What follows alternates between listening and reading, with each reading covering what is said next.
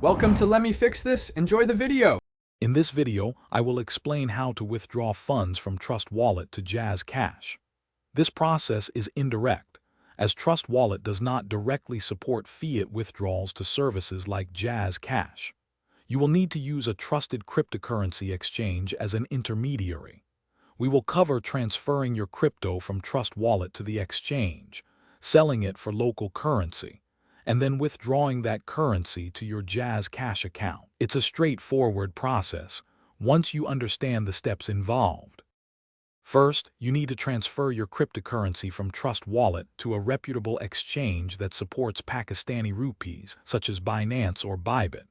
Open your Trust Wallet, select the crypto you wish to send, and enter the deposit address provided by your chosen exchange.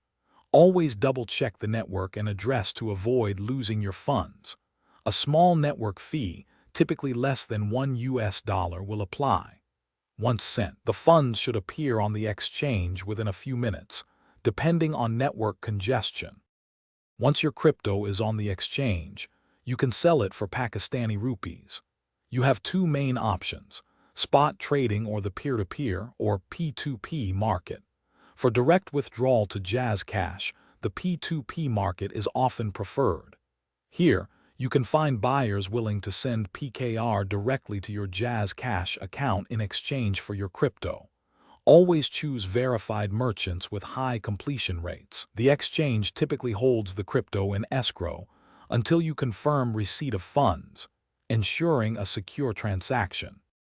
Finally, with your Pakistani rupees ready on the exchange, you can initiate a withdrawal to your Jazzcash account.